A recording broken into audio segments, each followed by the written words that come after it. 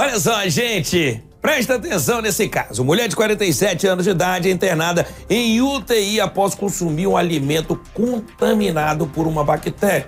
O caso foi estudado aí por médicos e um dos neurologistas aí do hospital levantou uma possibilidade de botulismo, né? Pois é, após o tratamento específico para a doença, a paciente se recuperou e hoje falou da importância do diagnóstico e dos cuidados. Vamos ver na reportagem da Cris Otaviano.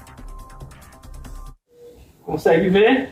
Os vídeos feitos no hospital mostram a luta de Doralice pela recuperação depois de ficar tetraplégica por desenvolver botulismo. Levanta, puxa o corpo de volta. Força, força, força, força, força. Foram 10 meses de UTI e luta intensa para lidar com as complicações da doença que faz com que a pessoa perca os movimentos. Doralice teve botulismo porque comeu um alimento contaminado por uma bactéria chamada Clostridium botulinum, a mesma usada no Botox, substância para evitar rugas. Na Doralice, a bactéria fez com que ela tivesse até uma parada cardíaca. Eu acordei, fiz uma atividade física. Depois dessa atividade, o corpo não queria sustentar em pé. Meu Deus, que fraqueza. Mas achei que ia passar, né? Tomei banho, almocei em casa e fui dirigindo para o meu trabalho. Chegando lá, a língua começou a enrolar. Mãos e pés querendo formigar, além da fraqueza. Meus colegas, Dora, a gente não está entendendo o que você está falando. Pensávamos que fosse um AVC. Eu fui dirigindo para o hospital, gente. Estacionei o carro, as minhas pernas não se moveram mais. Meia hora depois, eu parei de respirar e fiquei tetraplégica dos 4 membros e da face. No hospital, os médicos, em um primeiro momento, não entraram em consenso quanto ao diagnóstico da Doralice. Um dos neurologistas levantou então a possibilidade do botulismo, que tem tratamento específico, o que salvou a vida da servidora pública. Um neurologista chamado à UTI no 2º dia, ele me perguntou: Doralice, se você estiver me ouvindo, mexa qualquer coisa no seu corpo. E eu fui capaz de responder a esse comando simples. Mexi 2 dedos do pé. O resto estava paralisado. Na hora ele falou: isso aqui é botulismo. Eu estudo a doença há 10 anos e nunca vi um caso.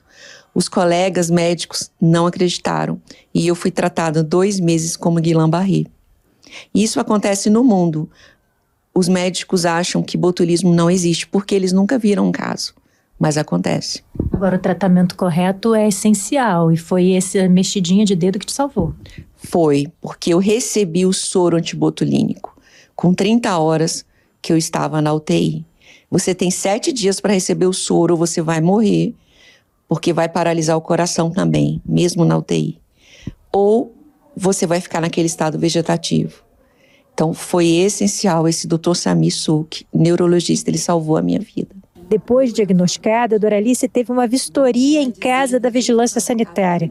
Foi encontrado um pesto em conserva contaminado comprado em uma feira. Com a suspeita de que poderia ser botulismo, o hospital é obrigado, por lei, ao primeiro caso de notificação compulsória, a acionar a vigilância sanitária. Ela foi na minha casa e recolheu possíveis alimentos, mel de abelha, atum, que estava na geladeira, mas era dos meus gatos, o molho pesto e o salmão defumado.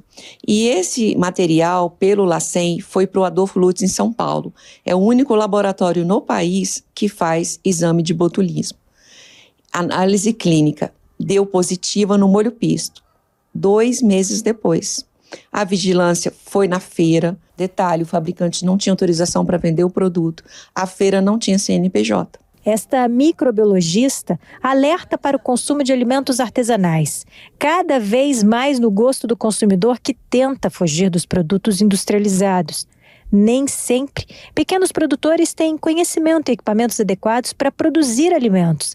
A fiscalização não alcança todo mundo e o consumidor pode ficar exposto. A questão do artesanal, primeiro, tem que fazer a distinção. O produtor artesanal, ele tem conhecimento técnico, ele está produzindo aquilo com propriedade das boas práticas de fabricação, dos riscos que estão associados àquele produto e como ele pode mitigar, resolver, então está tudo bem. O problema é quando a gente pensa na produção artesanal, principalmente de alimentos, menos tecnificada, que às vezes acontece nas casas das pessoas, nas cozinhas. São produtos, às vezes, feitos com muito amor, com muito carinho, até gostosos, mas que ignoram as práticas adequadas de higiene, de tratamento térmico, por exemplo, de manutenção de um pH daquele produto, para evitar, por exemplo, que o Clostridium botulinum, que é uma bactéria, se desenvolva e que, ao se desenvolver, ela produza toxina. Como que eu posso controlar isso se eu não vou submeter esse produto a um tratamento térmico? A partir do momento que eu diminuo o pH desse produto. O problema não é exclusivo ao Brasil. Doralice passou a pesquisar o assunto e usa as redes sociais dela para divulgar casos pelo mundo. Nos últimos 10 dias, houve registro de surto na Rússia, Estados Unidos e Canadá. Depois de quase perder a vida, Doralice também dá palestras. Ela quer alertar as pessoas sobre os riscos dos alimentos contaminados, sobre a necessidade de um tratamento precoce e correto, sobre a possibilidade de criação de políticas públicas para o tema. Quem sabe a disponibilização de uma vacina, como a de uso veterinário já existente, ajudaria a diminuir os casos que, ela acredita, podem estar subnotificados. Eu entendi que eu tinha meio que uma missão de falar a respeito dessa doença, de conscientizar médicos, produtores de alimentos artesanais ou industriais, de que botulismo existe. Quanto aos alimentos, as dicas de higiene e os cuidados básicos podem ajudar a diminuir os riscos. Quanto mais camadas de cuidado e segurança na atenção ao que se come, menor a chance de contaminação. É muito sério, gente. Não é só pegar uma receita boa e produzir um alimento. Precisa de normas de segurança dos alimentos, normas de higiene. Botulismo pode ser evitado no mundo inteiro, desde que você tenha consciência de que existe e siga as regras. Por exemplo, o molho, ele tinha que alcançar a temperatura de 120 graus ao ferver. Era um molho de pesto de tomate com amêndoas. Será que ele ferveu esse molho a 120 graus? Será que ele tinha um termômetro? Será que o pote de vidro com tampa de inox foi higienizado da forma correta? E esse perigo a gente corre em casa com as conservas caseiras. Não basta lavar com sabão, o pote tem que praticamente assar a 120 graus. Então, todo cuidado é pouco ao fabricar um alimento.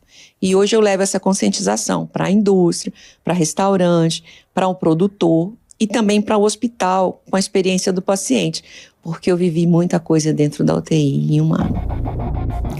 Cara, e no dia a dia, a gente não se preocupa com isso, né? No dia a dia, a gente não se preocupa com isso, com outras coisas mais simples, né? Eu sou um cara que vira e mexe aí, não tô falando que isso é certo, muito pelo contrário, e nem que você faça em casa, que eu como ovo cru. E quantos já me alertaram para não fazer isso? Com a geminha. Quantas vezes já me alertaram para não comer ovo cru? E olha aí, cara, isso ali é uma bênção de Deus, ela tá vivinha da Silva ali, do jeito que ela tá, depois de ter começado o tratamento assim, né?